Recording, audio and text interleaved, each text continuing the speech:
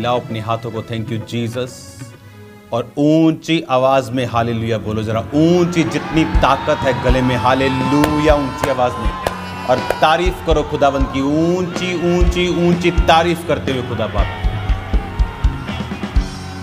एक एक हाथ खुदाबंद की तारीफ करते हैं। और जितने खुदाबंद के नाम की अब तारीफ कर रहे हैं, परमेश्वर का रूह उनकी जिंदगियों में कार्य कर रहा है और खुदाबंद का आत्मा उन पे उतर रहा है, जो तारीफ कर रहे हैं खुदाबंद की नई टेस्टमनी को, नई ग्रेस को अपनी लाइफ के ऊपर आता देख रहे हैं। तारीफ करो खुदा बाप, तूने मेरी जिंदगी में बड़े कार्य किए, तूने अपनी बुलाहट से मुझे बुलाया है, मुझे छुआ है, अपने वचन को मुझ पे जाहिर किया, मुझे चंगा किया, आजाद किया खुदाबंद, दुनिया से, दुनिया के पापों से मुझे छुटकारा दिया खुदा बाप। तारीफ करो उसके लहू के लिए जो हर वक्त आपके लिए मौजूद है, जो आपको छुड़ाता है, जो आपको बंधनों से आज़ाद करता है, जो शैतान को निष्क्रिय जीरो करता है तुम्हारी लाइफ में।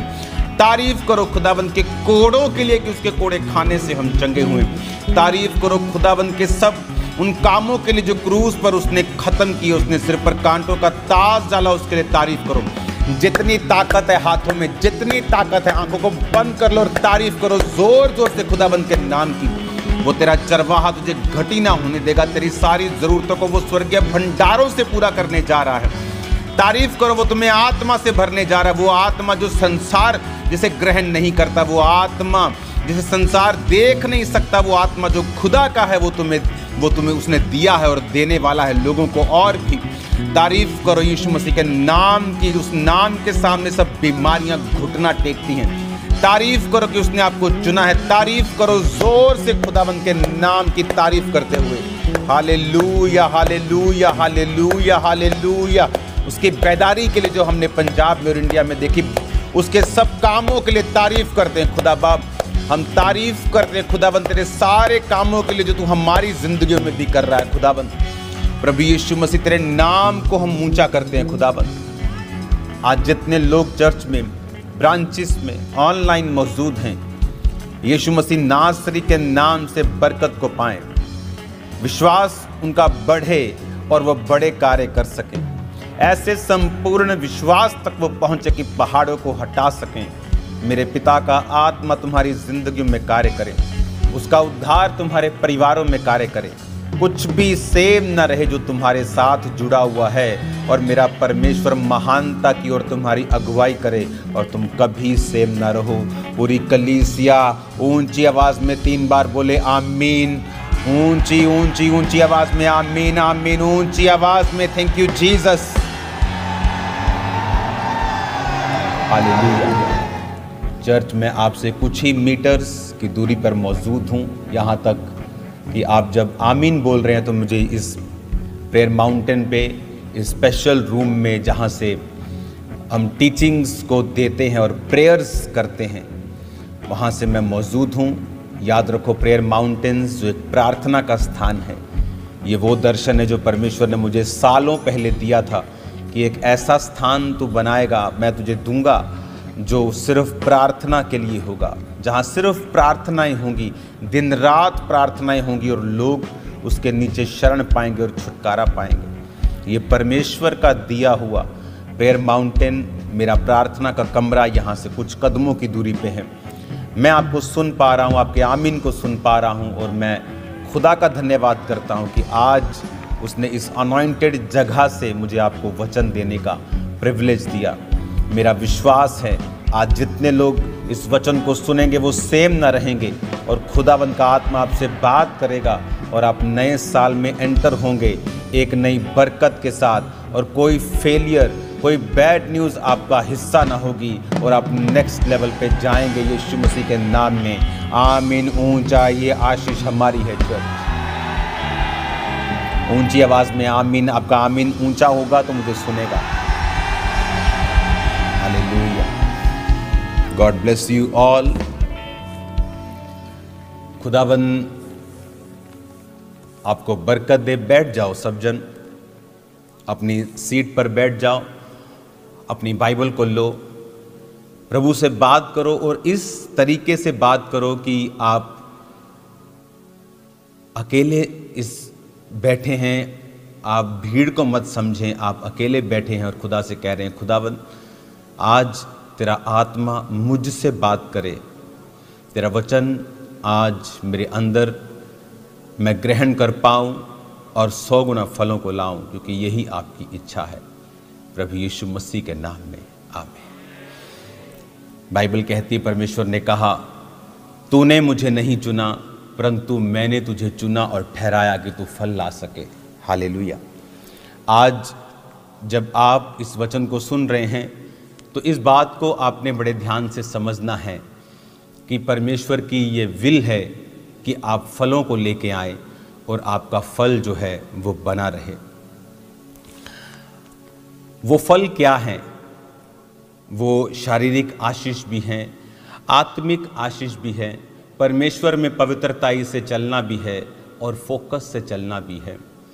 आज जब मैं इस प्रेयर माउंटेन से, इस अनॉइंटेड प्लेस से, मैं कल रात से यहाँ प्रार्थना में हूँ, तो जो मैं खुदावन से मैसेज ले पा रहा हूँ, जो मैं खुदावन से मैसेज ले रहा हूँ, वो इस प्रकार का है जो मैंने कल शाम को, कल सुबह, कल रात को एक ही मैसेज अलग अलग रीति से मुझे मिल रहा है कि अब वो समय आ चुका है ऐसा फोकस बनाने का जो पहले कभी भी नहीं था। क्यों? क्योंकि आने वाले समय में 31 नाइट को मैं आपसे बात करूंगा इस विषय में, और आज मैं आपको तैयार करूंगा 31 नाइट के लिए कि परमेश्वर क्या करने वाला है और हमें कैसे उस नाइट में प्रवेश करना है।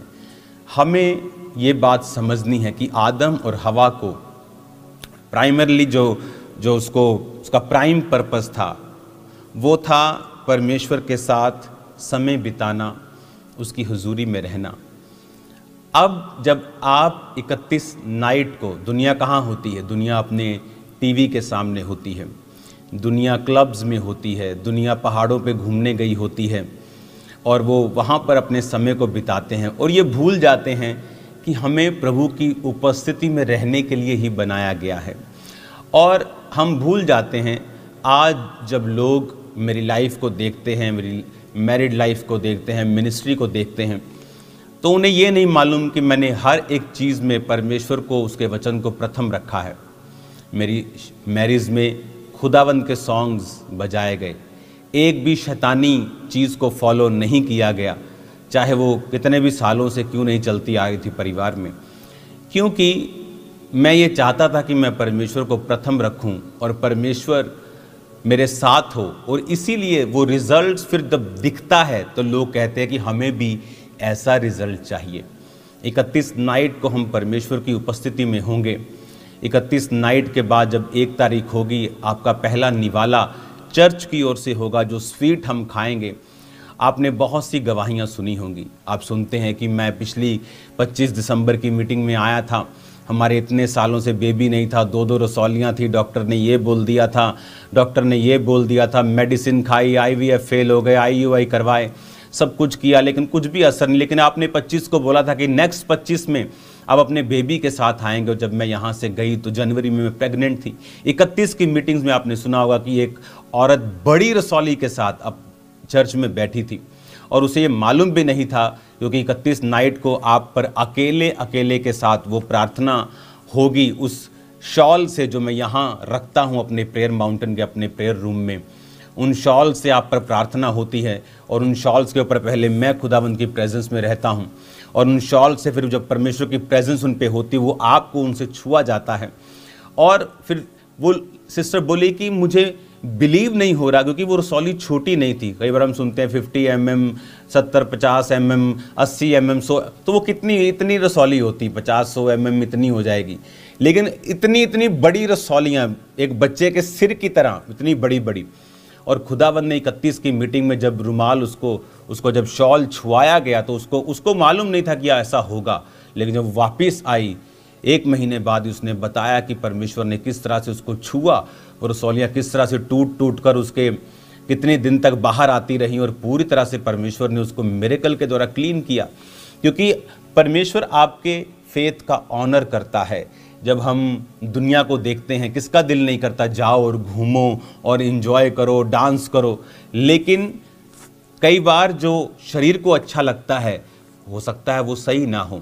और जब हम अपना जीवन 31 नाइट हम नए साल में प्रभु के उपस्थिति में प्रवेश करते हैं, मैं कहता हूं कि दुनिया की आप कोई फंक्शन मिस कर दें, 31 नाइट अगर आप मिस करते हैं तो आप बहुत बड़ी मिस्टेक कर रहे हैं अपनी लाइफ की, क्योंकि उस समय आपको नेक्स्ट ईयर के लिए ग्रेस चाहिए। अगले साल क्या होने वाला है आपको नहीं पता, मैं आपको बताऊंगा 31।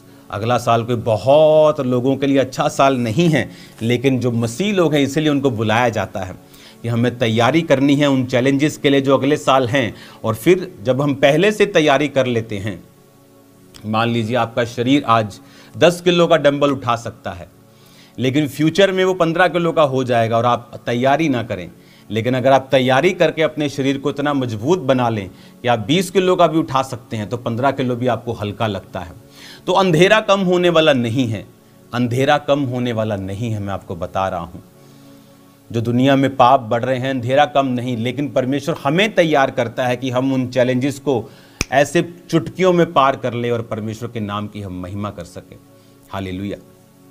अब आपको ये बात बड़े ध्यान से समझनी है कि परमेश्वर आपको तैयार करेगा। 31 नाइट हम परमेश्वर की उपस्थिति में होंगे, हम सामर्थी प्ले को देखेंगे, हम सामर्थी वचन को सुनेंगे।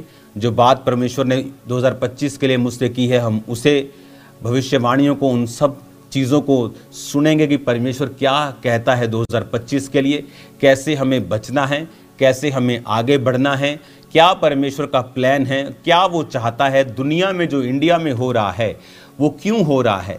आपने बड़ी जगहों को देखा होगा, बड़ी रील्स बनी परमेश्वर के ऊपर, बेइज्जती भी की गई बहुत लोगों के द्वारा, लेकिन वो क्या रीज़न है और उसके द्वारा क्या होगा, मैं आपको 2025 की मीटिंग में जो 24 नाइट क्रॉसओवर का मीटिंग होगी, पहली मीटिंग ऐसी होती है जो 2 साल चलती है, 24 भी और 25 भी। हालेलुया। तो तैयार रहना है, स्पिरिट में रहना है।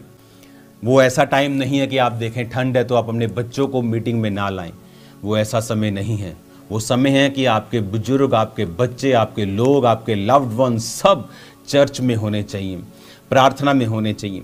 क्योंकि जैसे ही आपको 2 तरीकों से प्रार्थना उस दिन होगी, एक आपको ऑयल से अनॉइंट किया जाएगा, दूसरा आपको शॉल से टच किया जाएगा और आपको तैयार किया जाएगा कि 2025 में आप ऐसी टेस्टिमनीज के साथ वापस आएँ कि आपको मालूम हो कि यार दुनिया में जो चल रहा है ये एब्सोल्युटली ऑपोजिट है जो मेरी लाइफ में हो रहा है। आप देखेंगे इकोनॉमिक डिप्रेशन, ऑपरेशन आप देखेंगे 2025 में इकोनॉमी के ऊपर जो प्रॉब्लम आने वाली है आप देखेंगे। और मैं आपको बता रहा हूँ, मुझे अपनी प्रोफेसी को डिलीट करने की ज़रूरत नहीं पड़ेगी, मैं आपको बता रहा हूँ, क्योंकि ये मैं तभी बोलता हूँ जब परमेश्वर बोलता है। इसलिए मैं कम बोलना पसंद करता हूँ इस विषय में कि जब तक प्रभु मुझसे कुछ ना कहे, मुझे दुनिया को इम्प्रेस करने के लिए कुछ नहीं कहना कि बाद में उसे कवर करता फिरूँ। लेकिन मैं आपको बता रहा हूँ कि आपकी तैयारी मैं करूँगा खुदावंद के वचन से, और आप तैयार होंगे। आपको मालूम होगा कि क्या होने वाला है, आपको मालूम होगा कि मेरे आसपास, और आपको ये भी मालूम होगा कि जो आपके आसपास हो रहा है इस टोटली ऑपोजिट जो आपकी लाइफ में परमेश्वर कर रहा है। आप सुरक्षित होंगे, आप उसके लहू के नीचे होंगे, आप कवर्ड होंगे, आप लोग परमेश्वर की छत्र छाया के नीचे होंगे, उसकी ग्रेस के नीचे होंगे। और आपको मालूम होगा जो परमेश्वर के दास के साथ, इसहाक के साथ हुआ, कि वचन कहता है कि अकाल के दिनों में उसने जोता, बोया और 100 गुना फलों को वो लेके आया। जबकि दुनिया मर रही थी, पशु मर रहे थे, लेकिन इसहाक 100 गुना फसलों को काट रहा था। क्योंकि अगर आप इसहाक की ज़िंदगी को पढ़ेंगे तो बाइबल कहती वचन के साथ वो जुड़ा हुआ था। वचन को ध्यान करने के लिए बाइबल कहती वो जाया करता था और वचन के साथ वो जुड़ा हुआ आदमी था। जब आप वचन के साथ और उसकी प्रेजेंस के साथ जुड़े हुए होते हैं तो अकाल तो सबके लिए आएगा। अगर इकोनॉमिक ऑपरेशन आने वाला है तो हम सबके लिए है वो, लेकिन हम उसमें नहीं पड़ेंगे क्योंकि हम एक अलग किंगडम से भी जुड़े हुए हैं जो स्वर्ग राज्य का किंगडम है, जो परमेश्वर का राज्य है। तो उसमें कैसे काम होता है, हमें कैसे आगे बढ़ना है, किस तरह से करना है, तो मैं एक्साइटेड हूँ और वचन परमेश्वर मुझे इंस्टॉलमेंट्स में देता है, टाइम पर टाइम, और जब 31 आ जाएगी तो मेरे पास वो फुल मैसेज होगा जो मैं आपको देने वाला हूँ। हालेलुया। तो इस बात को आपने बड़े ध्यान से समझना है। 31 नाइट को आप लोग स्वीट के साथ हम न्यू ईयर एंटर करेंगे। उसके बाद चाय होगी, पकोड़े होंगे, ब्रेड पकोड़ा, जो भी चीज़ें होंगी वो हम लेंगे। आप उसके बाद खाना खा सकते हैं। उसके बाद फिर फास्टिंग स्टार्ट होगी, वो एक अलग विषय है, वो 31 नाइट को मैं आपको बता दूंगा। लेकिन फ़िलहाल जो आपका कंसंट्रेशन है वो 31 नाइट पर होना चाहिए कि मुझे अपने सारे गुनाहों से क्षमा मांगकर, अपने आप को क्लीन करके, साफ करके, अपने आप के सारे कमियों को निकाल कर आपको फोकस रखना है कि मुझे जब मैं चर्च में जाऊं तो ऑलरेडी आपके पाप कन्फेस्ड हों। खुदावंद, मैं ये काम दोबारा नहीं करूंगा और मैं तेरी हुजूरी में आता हूं, ताकि आप बिल्कुल आपकी जो बॉडी, सोल, स्पिरिट है, टोटल वो रिसीव करने के लिए हो, खाली हों, और ताकि प्रभु का आत्मा आप जब चर्च में आए तो वो भरता जाए, चाहे वो हीलिंग हो, चाहे वो डिलीवरेंस हो। और खुदावंद की आत्मा ने मुझसे कहा है हीलिंग्स और डिलीवरेंसेस होंगी और छुटकारा मिलेगा लोगों को शैतान के बंधनों से, बीमारियों से, व्हील चेयरों से, स्किन कैंसर से, सोराइसिस जैसी बीमारियों से, और लोग आज़ाद होंगे। आप तैयार रहें खुदावंद के नाम के महिमा को देखने के लिए। एक वचन जो मैं अभी आपको पढ़ के सुनाना चाहता हूं। परमेश्वर पवित्र परमेश्वर है और वो दूत कहते हैं पवित्र पवित्र पवित्र सेनाओं का यहोवा। आज प्रॉब्लम ये है, आप जानते हैं बाइबल को एक सब्जेक्ट के रूप में पढ़ा जाता है, दुनिया में एक सब्जेक्ट के रूप में भी पढ़ा जाता है। वो लोग क्रिश्चियन नहीं हैं, लेकिन बाइबल एक सब्जेक्ट के रूप में इसे पढ़ते हैं वो। और दुनिया की सबसे अधिक पढ़ी जाने वाली पुस्तक बाइबल है। दुनिया की सबसे अधिक बिकने वाली पुस्तक भी पवित्र बाइबल है। आप स्टडी कर लो, दुनिया की मैं कह रहा हूं, आप स्टडी कर लो। कोई पुस्तक आसपास भी नहीं है, कोई दुनिया की पुस्तक आसपास नहीं है। सबसे ज्यादा पढ़े जाने वाली भी, बिकने वाली भी पुस्तक बाइबल है। हर साल करोड़ों में 300 करोड़, 400 करोड़ इस तरह से बाइबल्स छपती हैं और लोगों के पास वो जाती हैं। लेकिन पवित्र वचन को आप दो तरीके से पढ़ते हैं, एक सब्जेक्ट के रूप में और दूसरा एक पवित्र आत्मा से। इसलिए वचन कहता है कि पवित्र आत्मा तुमको सिखाएगा, वो वचन तुम पर जाहिर करेगा, वचन के भेद वो तुमको देगा। पवित्र आत्मा से जो बाइबल को पढ़ते हैं उन्हें ज़्यादा समझ आती है कि परमेश्वर का आत्मा क्या कह रहा है। जैसे नीति वचन 1 उसकी 23 आयत में लिखा है, शायद इस स्क्रीन पर दिखा पाएंगे जल्दी जल्दी के नहीं, क्योंकि ये अभी प्रभु ने मुझसे कहा है, तुम मेरी डांट सुनकर मन फिराओ और सुनो, मैं अपना आत्मा तुम्हारे लिए उंडेल दूंगी, मैं तुमको अपने वचन बताऊंगी। परमेश्वर ने कहा कि मैं अपना आत्मा दूंगा और अपने वचन बताऊंगा। हालांकि उसके वचन तो लिखे हुए हैं, लेकिन वो कौन से वचनों की बात कर रहा है? वो एक रेवलेशन की बात कर रहा है। वो एक भेदों की परमेश्वर बात कर रहा है। वो भेद जो परमेश्वर का आत्मा जो है आपको देता है। अब बहुत से लोग इस बात को नहीं समझते हैं। अधूरा ज्ञान खतरनाक होता है। अधूरे ज्ञान से अच्छा है कि तुम अज्ञानी रहो, लेकिन अधूरा ज्ञान कभी भी अपने पास मत रखो। एक वीडियो को मैं देख रहा था, वहाँ पर एक मेरा भाई जो क्रिश्चियन नहीं है कह रहा था कि बाइबल में एक जगह पर एक आदमी ने अपनी ही लड़की से संतान को पैदा किया, तो ये कैसी बाइबल है? मैं उस अपने प्रिय भाई को ये कहना चाहता हूँ, अधूरा ज्ञान और अनपढ़ता बहुत ही खतरनाक है। बाइबल में जब परमेश्वर के लोगों ने पाप किया तो परमेश्वर ने उन पापों को छुपाया नहीं है। दाऊद ने जब बैतशेबा के साथ पाप किया तो परमेश्वर ने उसे लिखा है और सबको बताया है।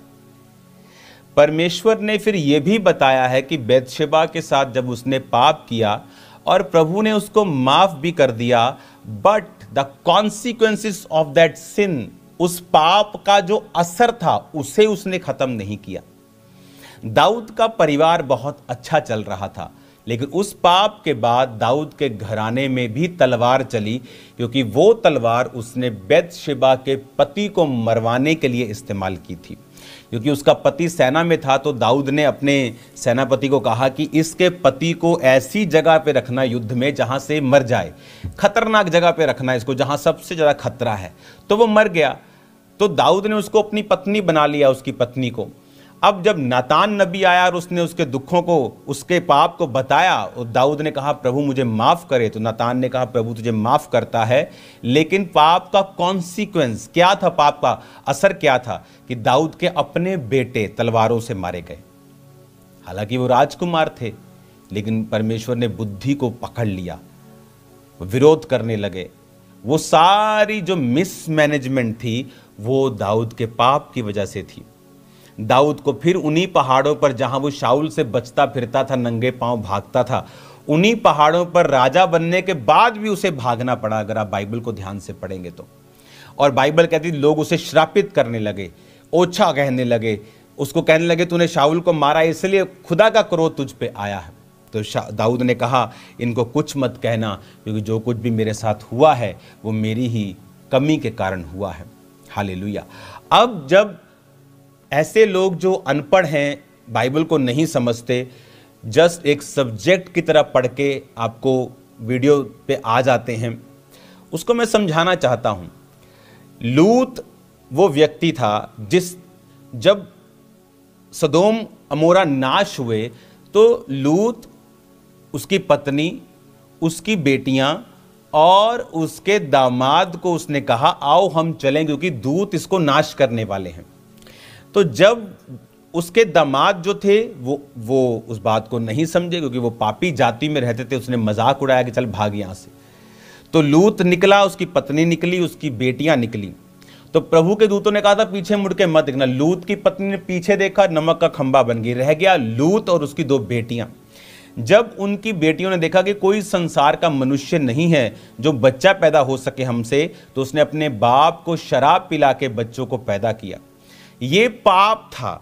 इसीलिए वचन कहता है, व्यवस्था विवरण 23 उसकी 3 आयत में, अब उन बच्चों का नाम लिखा, कोई अम्मोनी या मोआबी यहोवा की सभा में ना आने पाए। अब अपनी स्क्रीन पर आप देखोगे,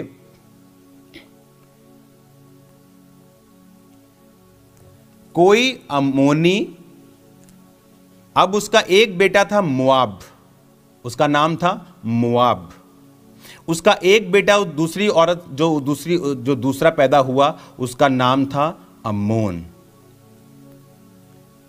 जो बड़ा था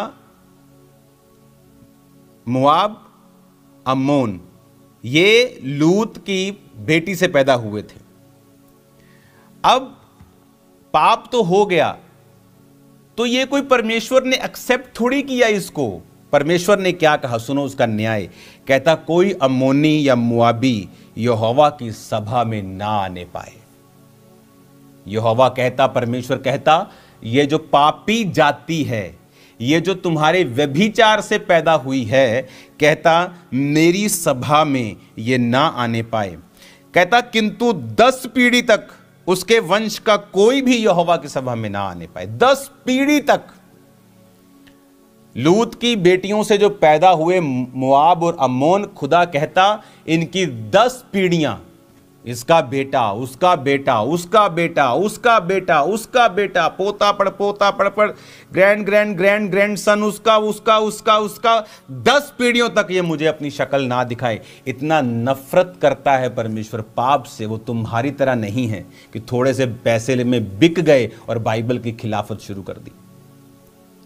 10 पीढ़ियों तक परमेश्वर ने कहा कि कोई इनमें से 10 पीढ़ियों तक यहोवा की सभा में कभी ना आने पाए।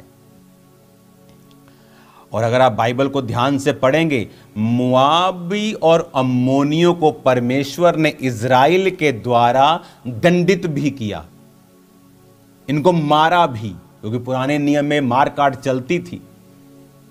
इनको प्रताड़ित किया, इनको रिजेक्ट किया, क्योंकि वो पवित्र परमेश्वर है। ऐसा पवित्र कोई परमेश्वर नहीं है, इतना पवित्र कि जो व्यभिचार को अपनी आंखों से देखता तक नहीं। लेकिन आज व्यभिचार तो लोगों में उनको कहानियां सुना सुना के बताया जाता है। जीसस क्राइस्ट ने मैरिज नहीं की, उसका कोई रिलेशनशिप नहीं थी। यहोवा परमेश्वर कहता, ये जो पाप से पैदा हुए हैं ये यहोवा की सभा में ना आने पाए, वरन 10 पीढ़ी तक। अगर मैं आपको पूछूं आपके परदादा का नाम क्या, तो आपको मालूम नहीं होगा। 90% लोगों को, 90 के ज्यादा लोगों को मालूम नहीं होगा। लेकिन कहता 10 पीढ़ियां, परदादा का 10 पीढ़ियों तक कहते हैं मेरी सभा में ना आने पाए, क्योंकि ये पाप से पैदा हूं। इतना पवित्र परमेश्वर था वो। वचन कहता है कि यहोवा परमेश्वर पाप को अपनी आंखों से भी देखता नहीं है। मालूम आपको, देखता भी नहीं, इतना पवित्र है वो। इसीलिए वचन कहता है कि जब जीसस क्राइस्ट क्रूस के ऊपर थे तो बहुत लोग बोलते हैं कि जीसस क्राइस्ट ने एक दिन पहले कहा, पिता ये हो सकता है कटोरा टल जाए। बड़े मूर्ख ऐसे हैं जो पिछले साल 2 साल पहले बोलते थे कि परमेश्वर ने कहा था कि तू मैनू क्यों छड़ देता। उनको पता ही नहीं बाइबल क्या कहती है, उनको मालूम ही नहीं वचन में क्या लिखा है। वचन में लिखा है कि जब परमेश्वर ने कहा कि हे पिता तूने मुझे क्यों छोड़ दिया, उसका रीजन क्या था? उसका रीजन यह था कि जब यीशु मसीह क्रूस के ऊपर लटकाए गए थे, वो पापी के रूप में लटकाए दे गए थे। पापी नहीं थे, लेकिन तुम्हारे और मेरे पाप उसने ले लिए थे। वो एक पाप के रूप में लटकाया गया था। तो जब यहोवा परमेश्वर वो पाप को देखता भी नहीं है, इसीलिए जब जीसस क्राइस्ट क्रूस पर थे तो यहोवा परमेश्वर ने पहली बार अपना मुंह परमेश्वर से फेर लिया था और अपनी पीठ उसकी ओर कर दी थी। और जीसस क्राइस्ट को यही दुख था। उसको ये दुख नहीं था जो एक रात पहले गतसमनी बाग में जीसस कह रहे थे, पिता हो सकता है ये कटोरा मुझसे टल जाए। उसको ये दुख नहीं था उसके कोड़े पड़ेंगे, उसको थूका जाएगा, उसको ये प्रॉब्लम नहीं थी, उसको ये दुख नहीं था। उसको ये दुख था जीसस क्राइस्ट को कि कल जब क्रूस की मृत्यु के ऊपर मैं लटकाया जाऊंगा तो परमेश्वर मुझसे अपने फेस को हटा लेगा और मुझसे अलग हो जाएगा। क्यों?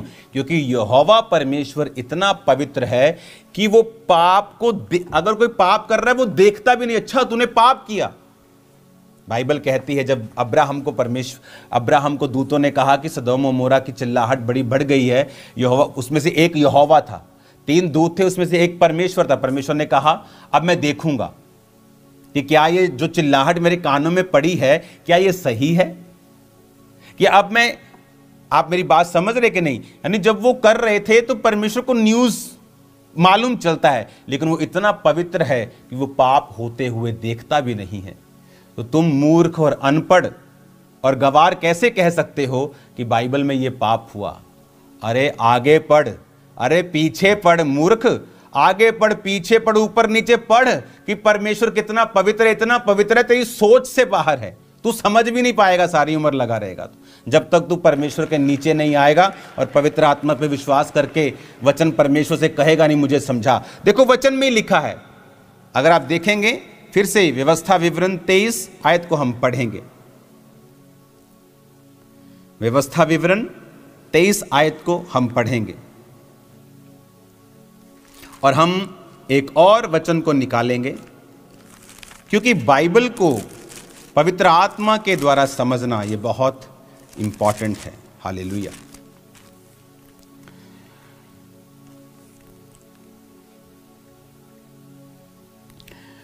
उत्पत्ति 19 उसकी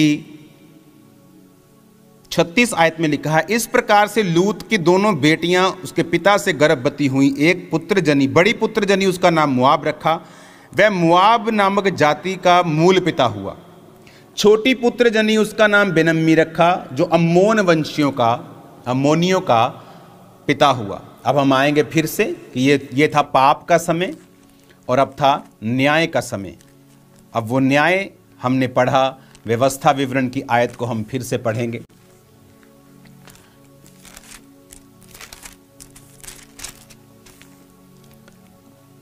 कोई अम्मोनी और मुआबी, ये कौन अम्मोनी मुआबी? वही पाप के द्वारा पैदा हुए बच्चे। यहोवा पिता ने कहा मुआबी और अम्मोनी मेरी सभा में भी ना आए कभी। वो इतना नफरत करता है पाप से। आज दुनिया अपने आप को ऊपर से चेंज कर लेती है। मैं मीट नहीं खाता हूं, मैं धर्मी हूं। लेकिन तुमने मार कुटाई करना नहीं छोड़ा, विरोध करना नहीं छोड़ा, गुस्सा, वैर, विरोध, तलवारों को चलाना तुमने नहीं छोड़ा, और तुम कहते हो मैं धर्मी हूं। एक धर्मी कभी नहीं मारता। बाइबल में जितने धर्मी थे उन्होंने मार खा ली, लेकिन मारा कभी नहीं। और वचन क्या कहता है? वचन कहता है अम्मोनी मुआबी यहोवा की सभा में ना आने पाए, उनकी 10वीं पीढ़ी तक कोई यहोवा की सभा में ना आने पाए। 10वीं पीढ़ी, इमेजिन करो, मैं सोच सकता हूं 10वीं पीढ़ी, 10 पीढ़ियां परमेश्वर ने कहा, 10 पीढ़ियां, कि ये 10 पीढ़ियां मेरी सभा में ना आने पाए। पूरा 10 पीढ़ी तक मैं आपको बता रहा हूं। एक 10 अगर आप देखेंगे ना तो वो थाउजेंड्स में हो जाएंगे। 10 पीढ़ी तक इतने बच्चे होते थे। एक आदमी के कितने बच्चे, 50 40 बच्चे भी होते थे, मल्टीपल वाइफ्स से। तो प्रभु ने कहा ये जो हजारों लोग हैं मेरी सभा में ना आने पाए, 10 पीढ़ियों तक कोई भी ना आने पाए, क्योंकि वो पवित्र परमेश्वर है। अधूरा ज्ञान बड़ा खतरनाक होता है और अधूरा ज्ञान बेइज्जती भी करवाता है। हालेलुया। तो अधूरा ज्ञान अपने पास रखें। अगर पूरा ज्ञान चाहिए तो आएं चर्च में, आपको पूरा ज्ञान दिया जाएगा। बाइबल में आप परमेश्वर के लोगों के पापों को छुपाया नहीं है, उनको बताया है, और उसका कॉन्सिक्वेंस, उसका असर भी बताया है कि उसका असर किस तरह से उनकी लाइव्स पर रहा है। हालेलुया। सैमसंग की लाइफ से अगर पाप हुआ तो उसकी ज़िंदगी में अंधापन भी आया, उसकी ज़िंदगी में बेइज्जती भी आई।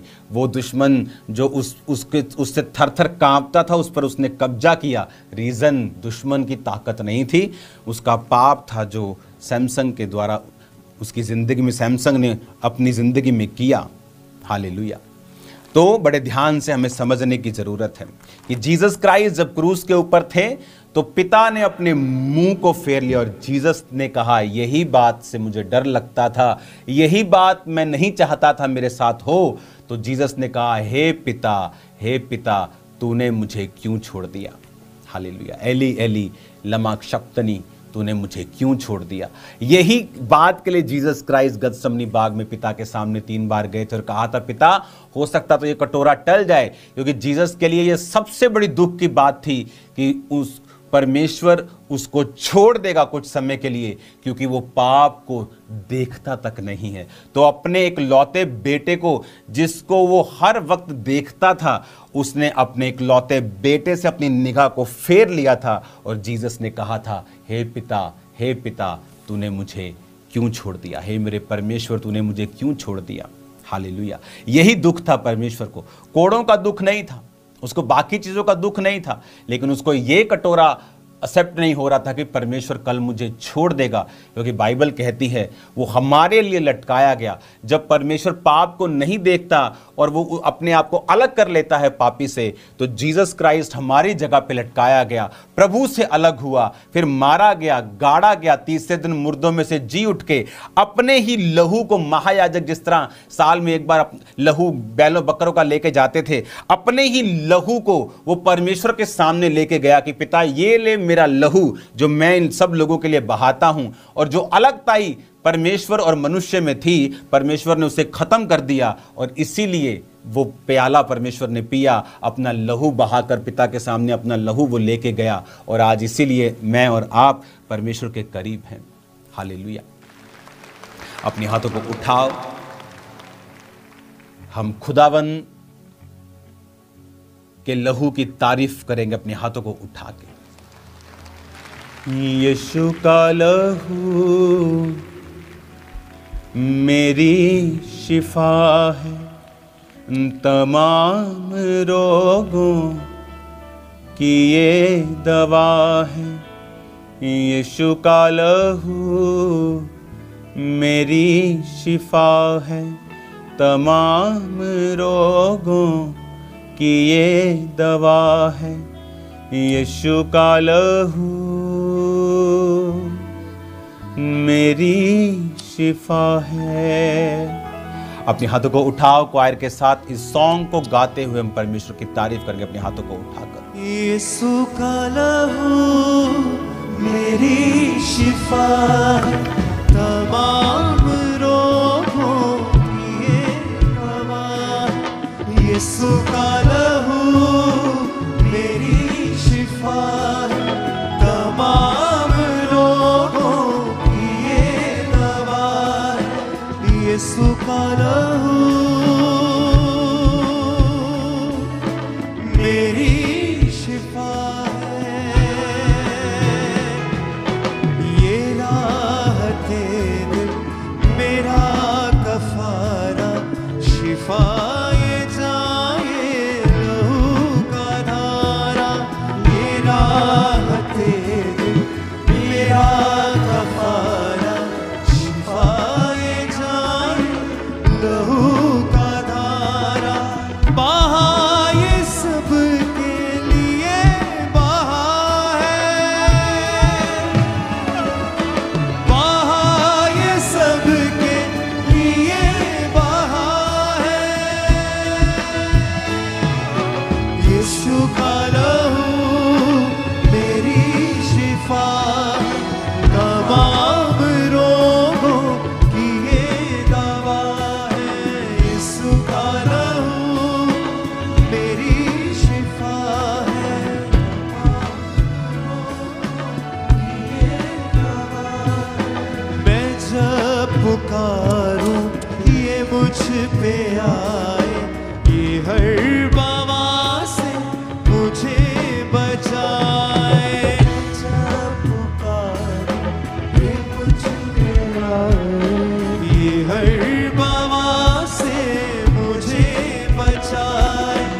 मेरी तसल्ली मेरी बका है।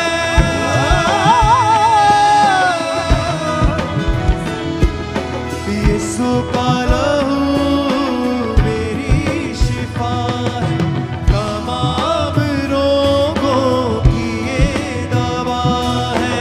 यीशु का लहू मेरी शिफा है, तमाम रोगों की ये दवा है। बचाई जिसने है जान मेरी, बनी सी से है बात मेरी। बचाई जिसने है जान मेरी, बनी सी से। उठाओ, धन्यवाद प्रभु यीशु मसीह। तेरे वचन को तेरे लोग समझे और बल को और ताकत को और ज्ञान को पाएं खुदावन। कोई वैरी इनके सामने खड़ा ना हो सके, ऐसे ज्ञान से और पवित्र आत्मा की सामर्थ से भरे यीशु के नाम में, आमीन। एजेकियल की पुस्तक यहोजकेल जिसे हम हिंदी में बोलते हैं, उसको अभी मैं आपके सामने पढ़ूंगा और टीम आपको वही निकालना है जो मैं आप इंस्टेंटली बता रहा हूँ। कुछ चीज़ें पवित्र आत्मा की ओर से होती हैं। यहोजकेल 1 उसकी 1 आयत को हम अपनी पढ़ेंगे। तो ये जो भविष्यद्वक्ता है इज़ेकियल इंग्लिश में, यहेजकेल हिंदी में जो आप पढ़ते हैं, ये एक मैसेज हमें देता है बड़ा ही अजीब और बड़ा ही शानदार। यहोजकेल जिसे आप बोलते हो, ये उस समय का प्रॉफिट है जब दानियल, उसके 3 मित्र और इज़राइली प्रजा बेबीलोन के द्वारा बंदी बनाकर ले गए थे वो। और क्यों बंदी बनाए थे मैंने आपको बताया था पिछले संडे, क्योंकि वो लोग जो थे उस पाप के कारण जो परमेश्वर के राजाओं ने किया, मनश्शे ने किया, यशाया को मरवाया, नबियों को मरवाया, परमेश्वर के लोगों को प्रताड़ित किया, तब तो बड़ा मज़ा आया। लेकिन बाद में जब उनको वो दंड मिला, परमेश्वर कहता बस अब तौबा करने का टाइम ख़त्म, तौबा कर लो। मैं फिर तुम नहीं करते थे, वो बंध जाते थे, करते थे, छूट जाते थे। प्रभु कहता अब वो ड्रामा नहीं होगा, अब मैं तुम्हें पूरी तरह से ज़ीरो कर दूंगा, तुम्हारी महिमा को मिटा दूंगा। अपने भवन को उसने ख़त्म कर दिया और पूरी तरह से उस शहर की, उस जाति की महिमा को मिट्टी कर दिया। और उस समय दानियेल और उसके लोग बंदी बना लिए गए। उसके बाद 10,000 लोग और लोग बंदी बना लिए गए। तो उन बंदियों में एक व्यक्ति था जिसका नाम था यहेजकेल। जब इजरायली प्रजा को बंदी बनाकर बेबीलोन का राजा ले गया, तो आपको समझने की जरूरत है किस समय की बात मैं कर रहा हूं। यह उस समय की बात है जब दाऊद राजा, सुलेमान राजा आगे राजा होते थे। एक राजा हुआ हिजकिय्याह, जिसको परमेश्वर ने चंगा किया था कैंसर से, आपने उसकी स्टोरी पढ़ी। उसका बेटा हुआ मनश्शे, जो बिगड़ा हुआ था और उसने बहुत से पाप करवाए।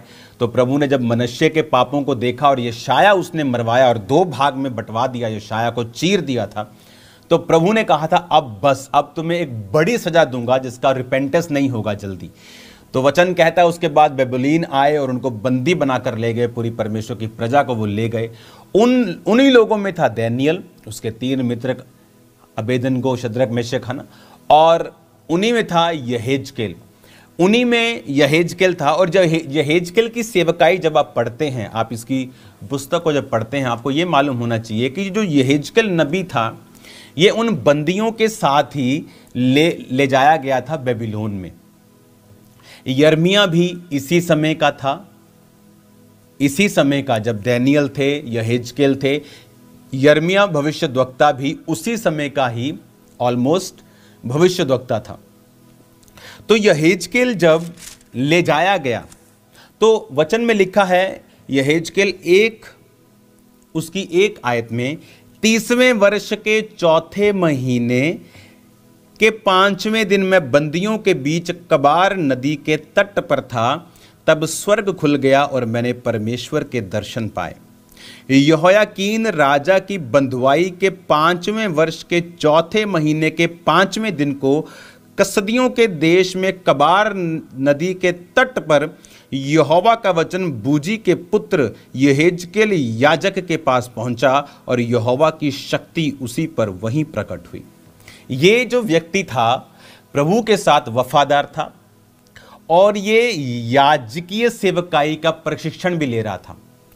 जैसे एक बच्चे को मालूम होता है कि मुझे पास्टर बनना है, वो उसी तरह का प्रशिक्षण लेता है, उसी तरह की तैयारी करता है। तो ये जो यहोजकेल था, ये एक याजकीय प्रशिक्षण में था, जिसको याजक बनना था। और जब बंधुआई के साथ सबको ले जाया गया उधर, तो इसकी जो स्पिरिट थी वो परमेश्वर के साथ कनेक्टेड थी। अब पूरे देश के ऊपर संकट था। आप इमेजिन करो, एक दूसरा देश आता है, सारा कुछ देश के बड़े बड़े धार्मिक स्थान खत्म करके, जीरो करके ढा देता है, सब कुछ खत्म कर देता है, वो बंधुआई में ले जाता है। पहले वो अच्छे लोगों को ले गया। अगर आप बाइबल को ध्यान से स्टडी करें तो उस राजा ने कहा था कि जो यहूदी वंश, राजवंश के बच्चे हैं, मुझे वो चाहिए। पहले वो मलाई उठा लेता है, दूध के ऊपर मलाई लेते ना, मलाई उठा ली। दानियेल, शद्रक, मेशक, अबेदनगो, राजवंश के समझदार लोग वो ले गया। उसके बाद आम लोगों को ले गया। उसके बाद उसने सब मिट्टी कर दिया और सब कुछ ले गया, वो खत्म कर दिया उसने। अब वो समय था, उस समय उन हजारों लोगों में एक था यहेजकेल, जो परमेश्वर के साथ जुड़ा हुआ व्यक्ति था। अब ये पूरा बता रहा है कि वो 30 साल का था। कहता मैं 30वें वर्ष के 4थे महीने के 5वें दिन, यानी उसका बर्थडे होता है 30वां, उसके 4 महीने बाद अगर आपका बर्थडे जनवरी को है तो इसका मतलब जनवरी, फरवरी, मार्च, अप्रैल, ये उसकी बात कर रहा है कि हाँ, पूरा उसको पता है कि वो किस दिन की बात कर रहा है। कहना मैं बंदियों के बीच कबार नदी के तट पर था, तब स्वर्ग खुल गया और परमेश्वर के मैंने दर्शन पाए।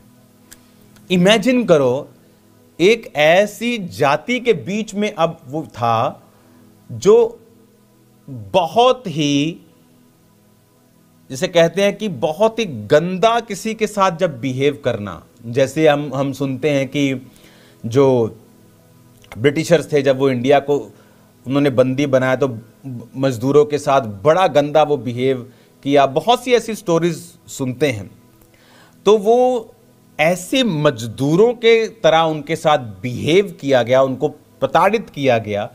लेकिन वचन क्या कहता है कि बंदियों के बीच वो कबार नदी के तट पे था, तब स्वर्ग खुल गया। इमेजिन करो, आपके ऊपर, पूरे देश के ऊपर एक विपत्ति है, एक मुश्किल है, लेकिन आपका कनेक्शन परमेश्वर के साथ है और आप प्रभु के साथ हैं। सब दुखी हैं, सब रो रहे हैं, लेकिन आपके लिए स्वर्ग खुलता है और बाइबल कहती आप परमेश्वर के दर्शन पाते हैं। यहोजकेल की पुस्तक ये हमें बताती है कि जब यिर्मयाह के टाइम, यशायाह के टाइम का ये समय है, यीशु मसीह के जन्म से 700 साल पहले की ये सब बातें हैं। जब परमेश्वर के लोग बिगड़ गए, दूसरे राजा को परमेश्वर ने तैयार किया, अन्य जाति को, तू इस पे कब्जा कर। उसने कब्जा किया, अच्छे लोगों को पहले ले गया, फिर आम प्रजा को ले गया, सब भवनों को नष्ट कर दिया। ये उस समय की बात है जब उस देश के ऊपर द ग्रेटेस्ट डिप्रेशन था। ऐसा पहले कभी नहीं देखा था।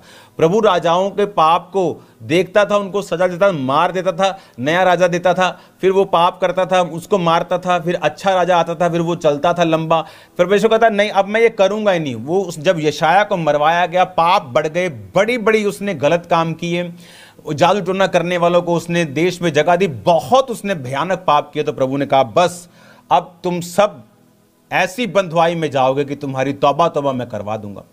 प्रभु के हाथों में पड़ना बड़ी भयंकर बात है। मैंने देखा है, प्रभु आप जब इंसान जब पाप करता है, वो एकदम से एक रात में आपको कई बार उत्तर नहीं देता, लेकिन वो आपको ऐसे लंबे कोर्स में डालता है, आपका एंड ही चेंज हो जाता है। कहीं आप जा रहे थे, लेकिन आपका कई बार वर्तमान आपको लगता है चेंज नहीं हुआ, लेकिन एक गाड़ी, दो गाड़ियां जा रही हैं, दोनों सेम जा रही, लेकिन एक कोलकाता जा रही है और एक मुंबई जा रही, लेकिन एक समय वो दोनों एक ट्रैक से निकलती हैं, सामने सामने से, इधर जा रही इधर जा रही, लेकिन एंड उनका बिल्कुल अलग है।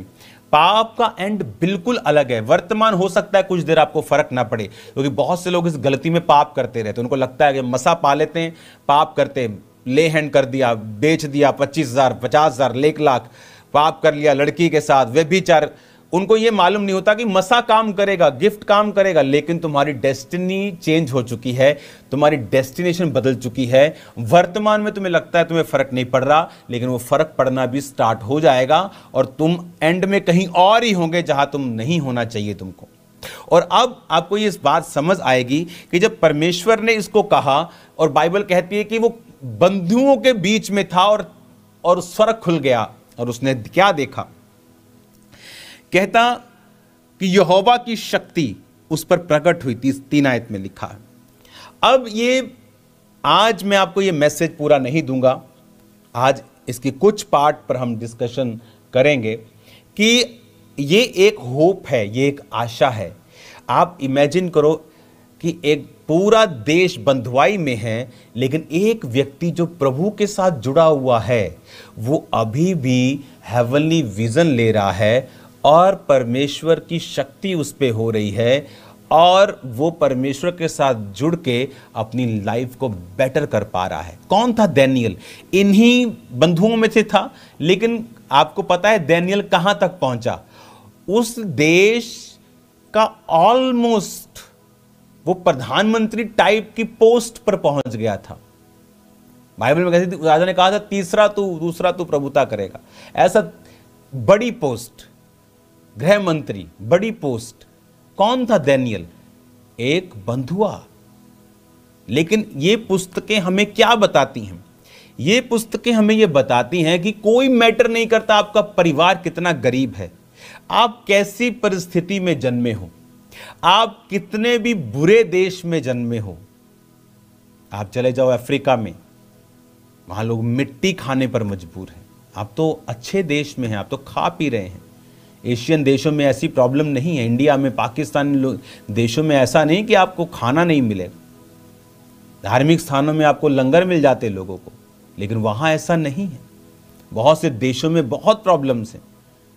लेकिन आपको ये बात समझनी पड़ेगी कि परमेश्वर क्या कहता है।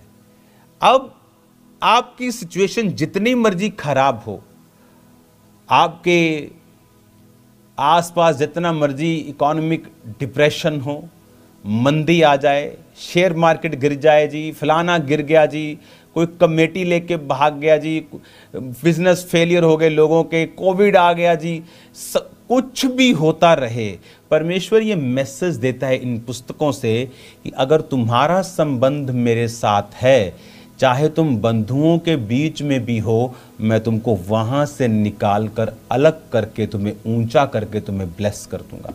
तारीफ करो जोर से खुदावंद के वचन के लिए। उसने कहा तेरा परिवार कैसा भी हो, तेरा बिजनेस, तेरा परिवार, आस पास तू जिस जाति में जन्मा है वो छोटी है, तू बहुत आदिवासियों में कहां भी तू जन्मा है, तू अपने आप को जितना छोटा तू समझ रहा है, लेकिन परमेश्वर कहता नहीं, अगर तेरे मेरे साथ संबंध है, अगर तू मेरे साथ जुड़ा हुआ है, अगर तू मेरी तरफ ध्यान दे रहा है, तो मैं तुझको उठाऊंगा, अपनी शक्ति तुम पर प्रकट करूंगा, तुमको दिन प्रतिदिन तुम्हारी वफादारी के हिसाब से उन बंधुओं के बीच में भी ऊंचा लेके जाऊंगा। आपको मालूम, जब शद्रक, मेशक और अबेदनगो, जब राजा ने कहा कि मेरी मूर्ति को जो दंडवत नहीं करेगा वो आग के भट्टे में डाल दिया जाएगा, वचन कहता है शद्रक, मेशक, अबेदनगो ने कहा हम नहीं करेंगे, तू आग के भट्टे में डालना है डाल दे। और ये लोग सोचते हैं कि हम इनको बर्तन नहीं देंगे, हम इनको कब्रिस्तान नहीं देंगे। अरे ये वो कौम है जो कहती है हमें जला भी दोगे तो यहोवा नाम हमारे मुंह से ही निकलेगा, यीशु नाम हमारे मुंह से निकलेगा। कहाँ बैठे हो तुम? ये बर्तन, ये भांडे टिंडे तक कादे छाड़ते ऐसी।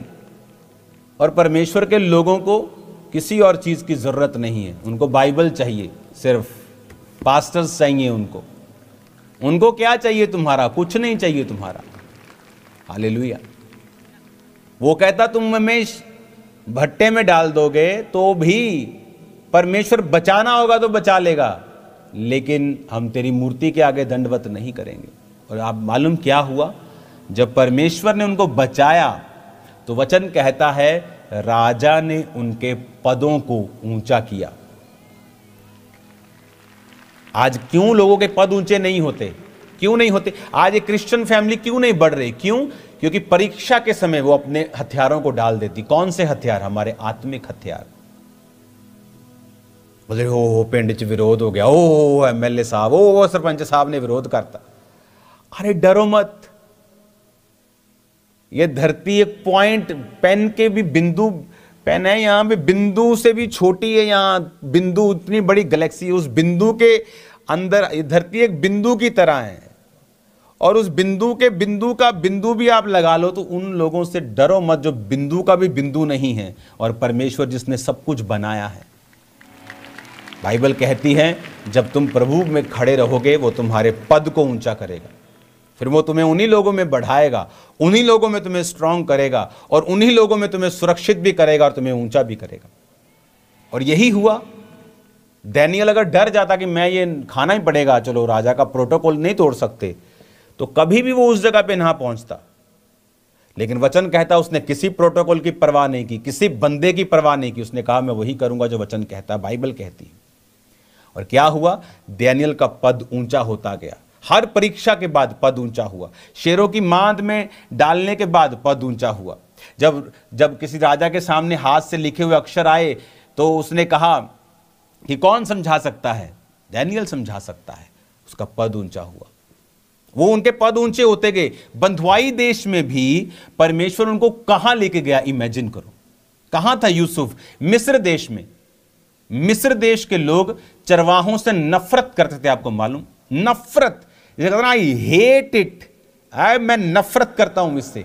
चरवाहों से नफरत करते थे मिस्र के लोग। मालूम? सबसे अधिक नफरत वो चरवाहों से करते थे, क्योंकि जितने यहूदी थे वो चरवाहे थे। कौन था यूसुफ? एक चरवाहा। क्या बना उस देश का? प्रधानमंत्री। नफरत करने वाला व्यक्ति उसी देश का प्रधानमंत्री बना। ये है मेरा परमेश्वर। वो ये करने की ताकत आज भी रखता है और वो करेगा आपकी लाइफ में। आप यहां पर इसी देश, इसी स्टेट में सबसे ऊंचे स्थानों में होंगे आने वाले समय में। लिख के ले लो, आपके बच्चे टॉप पोजीशंस के ऊपर होंगे, मैं आपको बता रहा हूं। हालेलुया।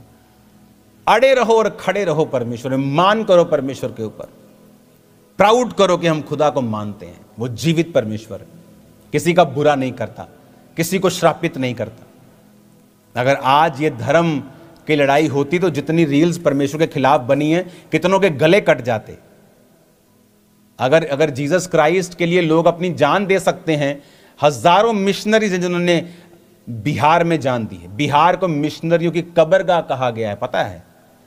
अगर उनकी शहादत को हम मनाना शुरू कर दें, हर घंटे 100 लोगों की शहादत मनानी पड़ेगी क्रिश्चियंस लोगों को। इतनी शहादतें हुई हैं परमेश्वर में।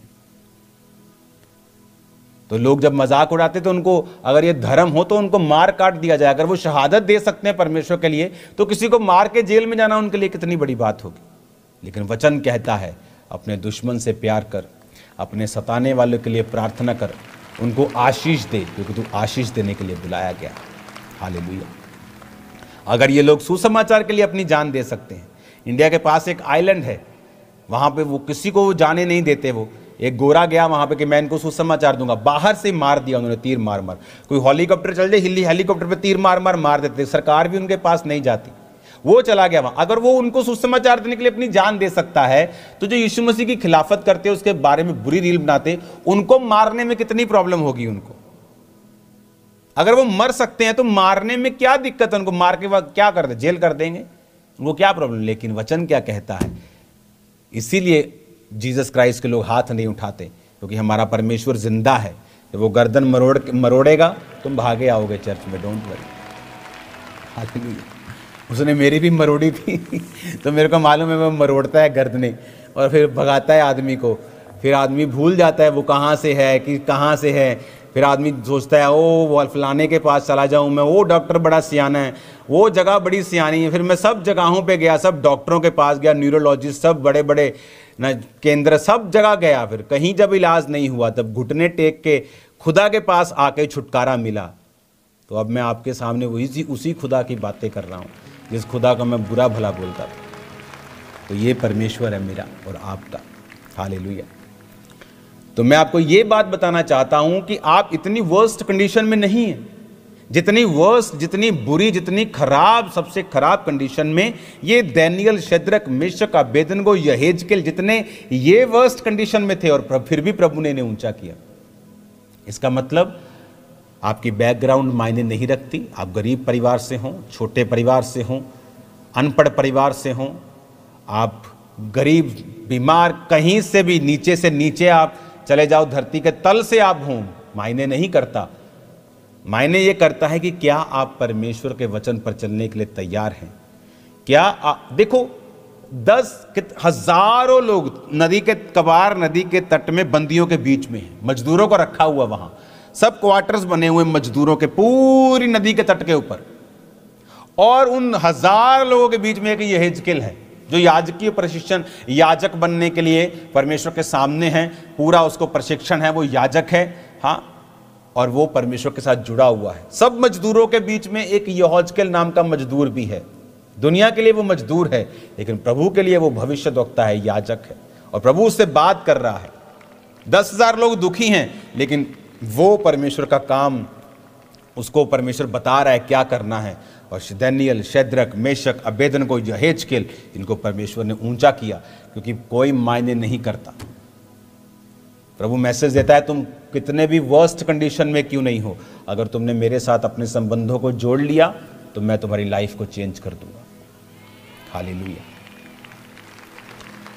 वो सॉन्ग है ना, वो गाना जरा क्वायर, यीशु नाम चिरंगिया होया नू रब उच्चा करता है।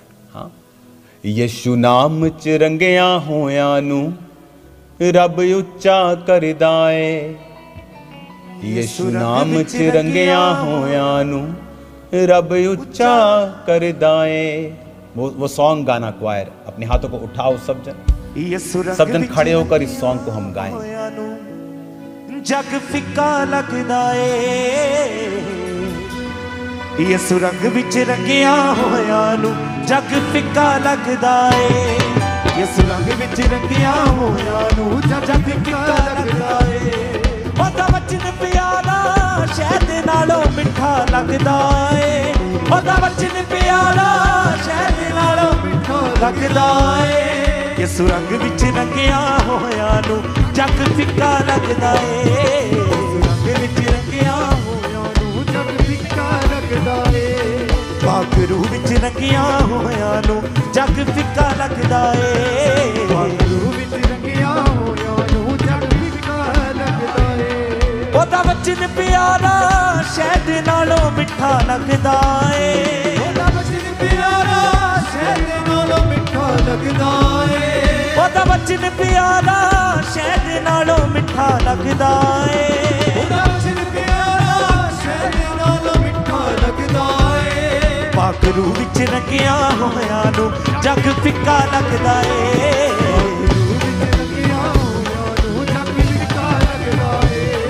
यसु रंग विच रंगिया होया नू जग फिक्का लगदा है यसु रंग विच रंगिया होया नू जग फिक्का लगदा है यसु रंग विच रंगिया होया नू जग फिक्का लगदा है यसु रंग विच रंगिया होया नू जग फिक्का लगदा है ओदा वचन प्यारा शहद नालों मिठा लगदा है ओदा वचन प्यारा शहद नालों मिठा लगदा है पाखरू विच रंगिया होया नू जग फिक्का लगदा है हालेलुया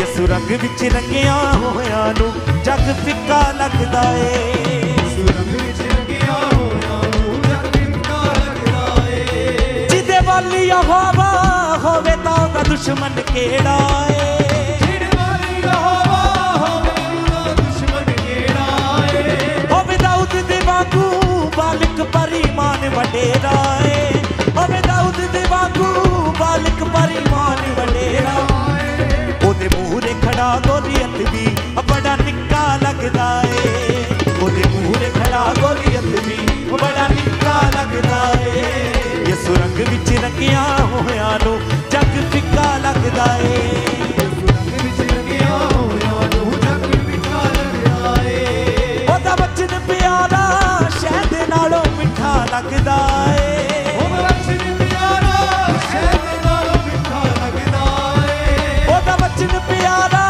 शहद नालों मिठा लगदा है प्यारा शहद नालों मिठा लगदा है पाखरू विच रंगिया होया नू जग फिक्का लगदा है विच रंगिया होया नू जग फिक्का लगदा है यसु रंग विच रंगिया होया नू जग फिक्का लगदा है यसु रंग विच रंगिया होया नू जग फिक्का लगदा है मेरा विक के नाम तली ते हर पल तकदा रहिंदा है मेरा विक के नाम तली ते हर पल तकदा रहिंदा है मैं ओदे अख दी पुतली हां मैनू हर पल कहंदा है मैं ओदे अख दी पुतली हां मैनू हर पल कहंदा है पर कई लोकां नू दाऊद होटा सिक्का लगदा है पर कई लोकां नू दाऊद होटा सिक्का लगदा है यसु रंग विच रंगिया होया नू जग फिक्का लगदा है यसु रंग विच रंगिया होया नू जग फिक्का लगदा है पाखरू विच रंगिया होया नू जग फिक्का लगदा है पाखरू विच रंगिया होया नू जग फिक्का लगदा है ओदा वचन प्यारा शहद नालों मिठा लगदा है ओदा वचन प्यारा शहद नालों मिठा लगदा है ओदा वचन प्यारा शहद नालों मिठा लगदा है ऊंची आवाज मिठा लगदा है यसु रंग विच रंगिया होया नू जग फिक्का लगदा है यसु रंग विच यसु रंग विच रंगिया होया नू जग फिक्का लगदा है यसु रंग विच रंगिया होया नू जग फिक्का लगदा है जिदे वाली यहोवा होवे तां दा दुश्मन केड़ा है जिदे वाली यहोवा होवे तां दुश्मन केड़ा है होवे दाऊद दे वांगू बालिक परिमान वडेरा है बालिक परिमान वडेरा ऊंची आवाज में हालेलुया। ऊंची आवाज में हालेलुया बोलो, ऊंची ऊंची हालेलुया, ऊंची आवाज में। अपने हाथों को उठाओ। Thank you Jesus. खुदाबंद, आज मैं प्रार्थना करता हूं, जितने जन खुदाबंद इस वचन को सुनकर तौबा करके इस बात को समझ जाएंगे कि तेरे साथ संबंध बनाने से ही, तेरे साथ एक हो जाने पर ही उनकी जिंदगियां सेम नहीं रहती, वो किस भी कंडीशन में क्यों ना हो। जितने लोग आज तौबा करेंगे, याद रखें 31 नाइट की मीटिंग में आपको प्रोफेटिकली वर्ड इंस्ट्रक्शंस बताए जाएंगे और आपकी जिंदगियां सेम नहीं होंगी। पहला निवाला आप प्रभु के घर से खाएंगे 2025 का, वो मीठा आप खाएंगे और मैं आपको बता रहा हूं, you will never go wrong. कुछ भी बुरा आपके साथ नहीं होगा 2025। शैतान शर्मिंदा होगा 2025 और आप आगे बढ़ेंगे 2025। वो स्वीटनेस आपके मुंह तक ही नहीं, आपकी सोल में, स्पिरिट में चली जाएगी और प्रभु उसको अभिषेक करके मसा करके आपको देंगे। Hallelujah, hallelujah, hallelujah, hallelujah. 2025 की एंट्री, 2025 जब हम खुदा की प्रेजेंस में वचन सुनते, हालेलुया के नारे मारते एंटर करेंगे, मैं आपको बता रहा हूँ वो सेम नहीं होगा। वो साल हमारे लिए आज तक का सबसे ब्लेस्ड साल होगा। बड़े बड़े झंडे गाड़ेंगे उस साल यीशु मसीह के नाम। अपने हाथों को उठाओ।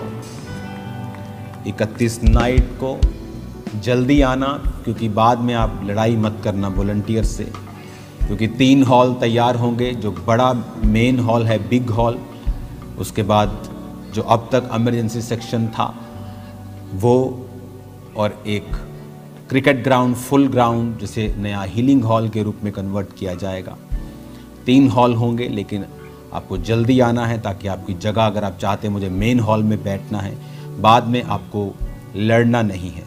क्रिसमस पर बहुत से लोग चर्च के बाहर भी बैठ गए, वहाँ अरेंज नहीं था, लेकिन आपको फिर ध्यान से सुनना है ताकि आप तक साउंड भी आए, आप तक स्क्रीन्स भी आए, आपको पूरा समझ आए। तो उसके लिए ओवरफ्लोज रेडी होते हैं जब बड़ा हॉल भर जाता है।